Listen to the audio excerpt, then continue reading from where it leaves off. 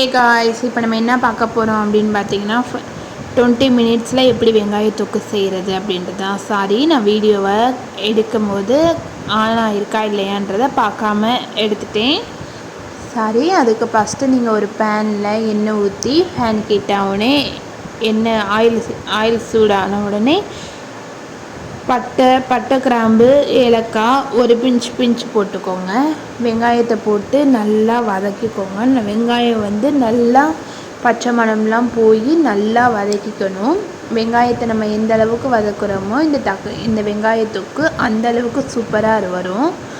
அதோட கருவேப்பிலை கொஞ்சோண்டு போட்டு கருவேப்பிலை உப்பு எல்லாம் போட்டு நல்லா வதக்கி எடுத்துக்கோங்க. பாருங்கள், நல்லா இப்போ நம்ம வெங்காயம் வதங்கிடுச்சு. இந்த ஸ்டேஜில் நம்ம தக்காளி இருக்குல்ல, அதை அரைச்சி சேர்த்துக்கலாம். நான் 3 பழம் தக்காளி சின்னதாக இருந்ததுனால 3 எடுத்துருக்கேன். நீங்கள் பெருசாக இருந்துச்சுன்னா 1 எடுத்துக்கோங்க. 1 எடுத்து பாருங்கள். நல்லா இப்போ தக்காளியை நல்லா மேஷ் பண்ணி கிளறி விட்டுக்கோங்க. தக்காளி எண்ணெய் பிரிஞ்சு வரணும். என்னோட இஞ்சி பூண்டு பேஸ்ட்டு இல்லை. இஞ்சி பூண்டு பேஸ்ட்டு இருந்துச்சுன்னா அதையும் சேர்த்துக்கோங்க. இந்த வெங்காய தொக்கு வச்சா என் வீட்டுக்காருக்கு ரொம்ப பிடிக்கும். நீங்களும் ட்ரை பண்ணி பாருங்கள். உண்மையிலேயே சூப்பராக இருக்கும்.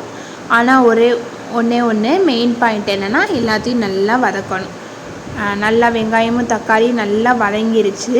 இப்போது மல்லித்தூள் கொஞ்சம் 1 டீஸ்பூன் மிளகாய் பொடி, 2 டீஸ்பூன் மல்லித்தூள், கரம் மசாலா வேணுன்னா போட்டுக்கோங்க. எனக்கு அது அந்த ஸ்மெல் எனக்கு பிடிக்காது, அதனால் நான் ஆட் பண்ணிக்கலை. நீங்கள் வேணால் போட்டுக்கோங்க. பாருங்கள், நல்லா இது பண்ணியாச்சு. இந்த ஸ்டேஜில் உங்களுக்கு தேவையான அளவுக்கு தண்ணி ஊற்றிக்கோங்க. நான் 1 டம்ளர் தண்ணி ஊற்றிருக்கேன்.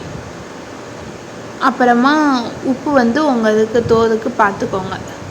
உப்பு எப்போவுமே ஸ்டார்டிங்லேயே போட்டுறாதீங்க. லாஸ்ட்டாக டேஸ்ட்டெல்லாம் பார்த்துட்டு கூட்டி குறைச்சி போட்டுக்கலாம். பாருங்கள், இப்போ நல்லா கிளறி விட்டுக்கோங்க. நிறைய பேர் ஆரம்பத்தில் எப்போவும் சொல்கிறது தான், நிறைய பேர் நம்ம சேனலை பார்க்குறீங்க, ஆனால் சப்ஸ்கிரைப் பண்ண மாட்டேங்கிறீங்க. எங்களை மாதிரி சின்ன சின்ன யூடியூபருக்கு சப்போர்ட் பண்ணிங்கன்னா எங்களுக்கு கொஞ்சம் சப்போர்ட்டாக இருக்கும்.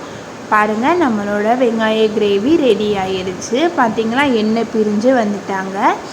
அவ்வளோதான். இதை நம்ம சப்பாத்தியோடு சேர்த்து சர்வ் பண்ணிக்கலாம். நெக்ஸ்ட்டு வீடியோ சப்பாத்தி எப்படி சாஃப்டாக பண்ணியிருந்தா ஃபைனலாக கொத்தமல்லி தூவி தள்ளிக்கோங்க. Bye bye.